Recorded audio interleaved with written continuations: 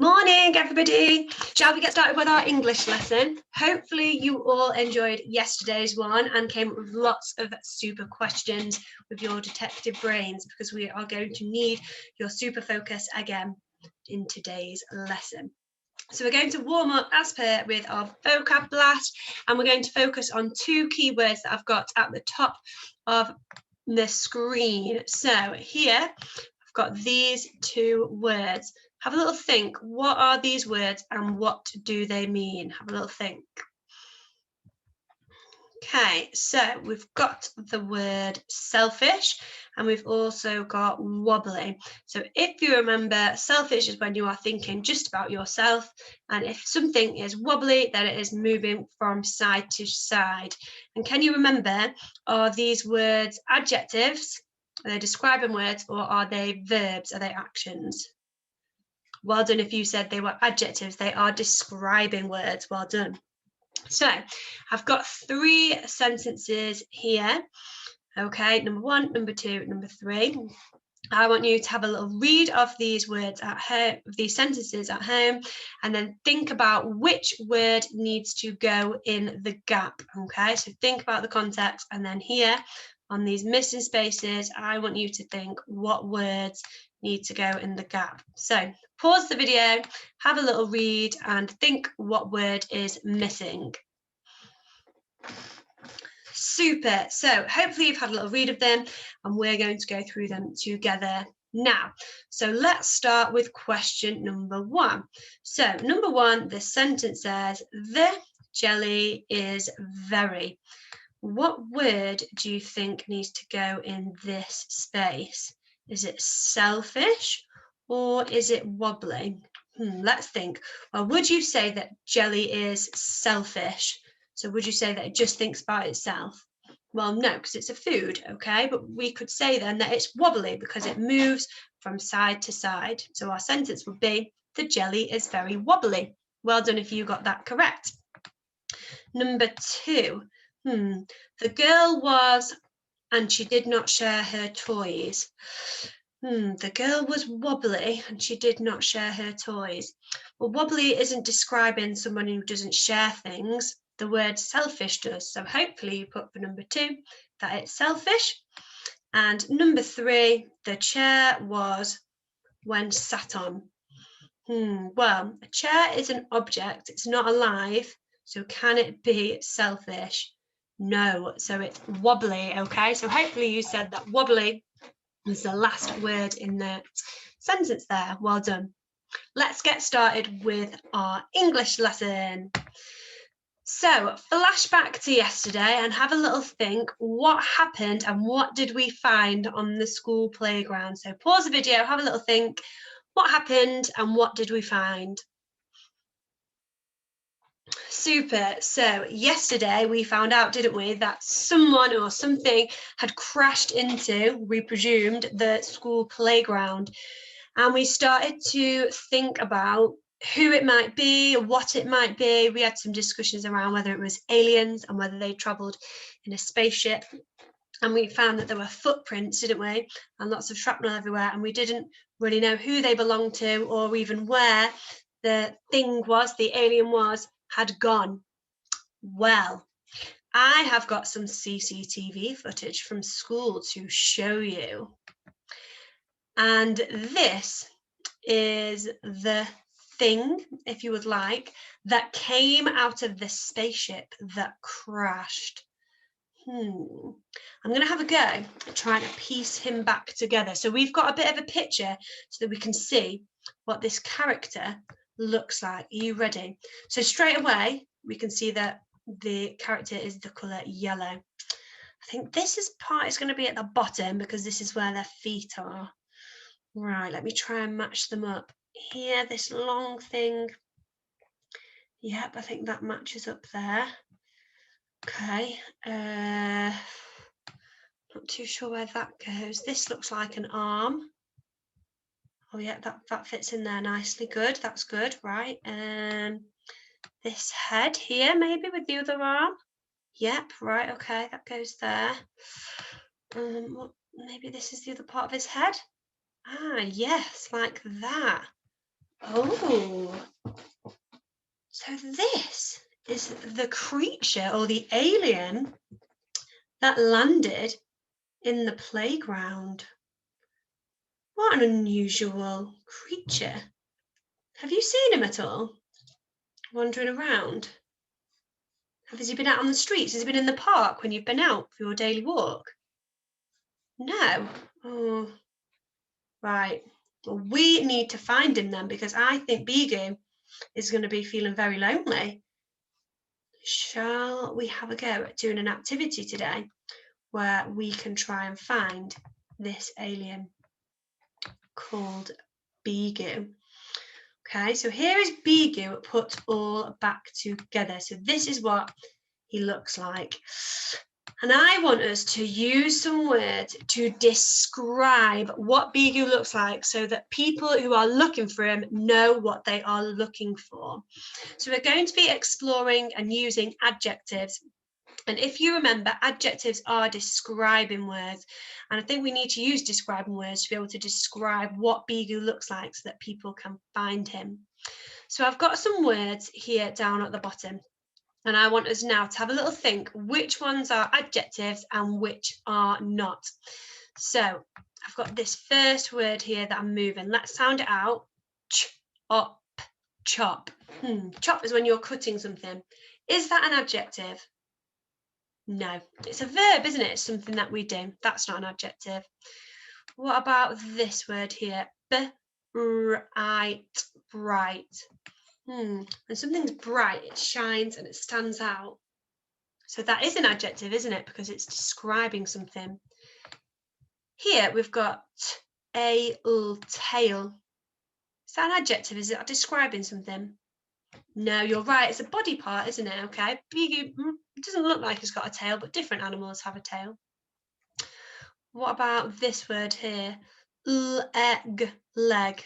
Is leg an adjective? Have a think. No, it's not, is it? It's another body part.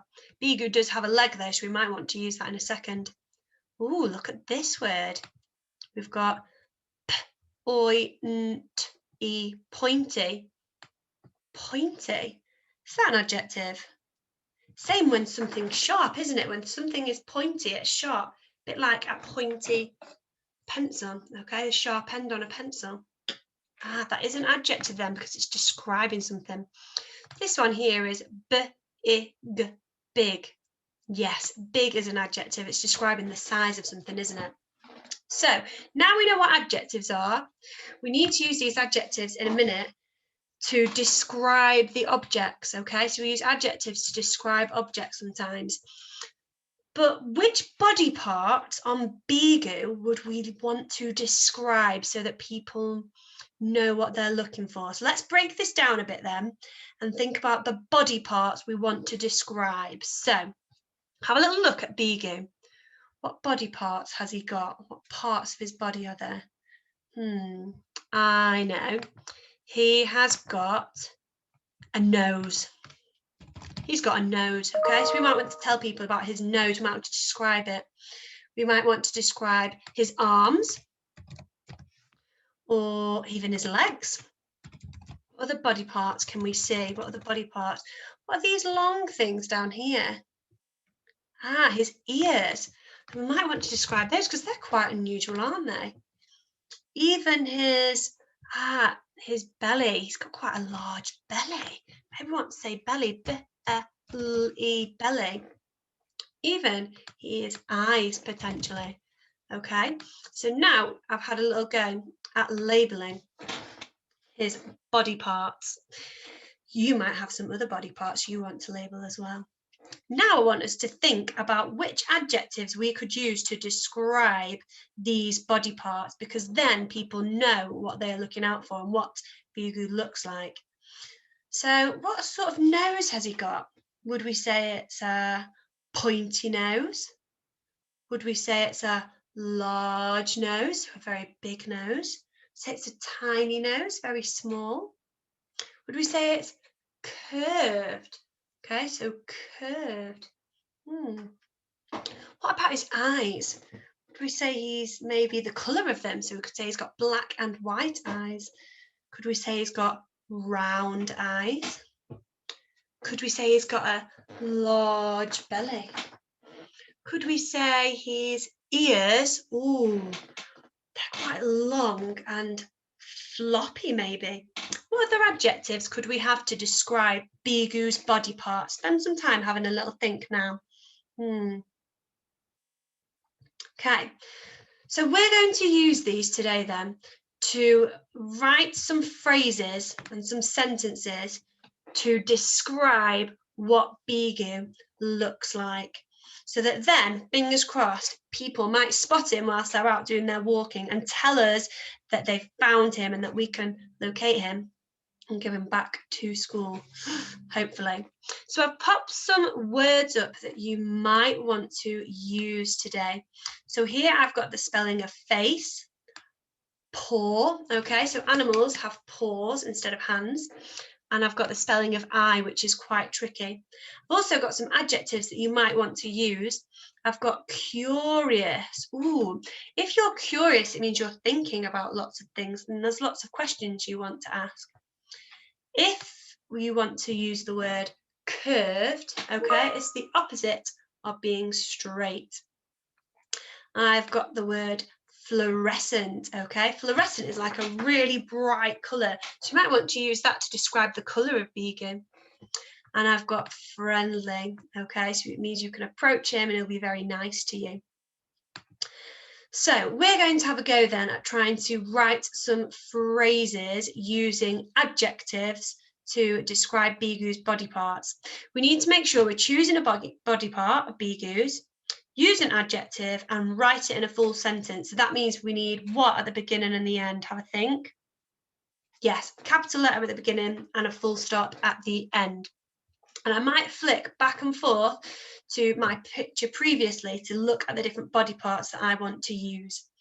So let's start by looking at his nose, I think. So I'm going to say Bigu has, so we're using his body part, the nose. What could I say? A curved nose. Yes, I like that.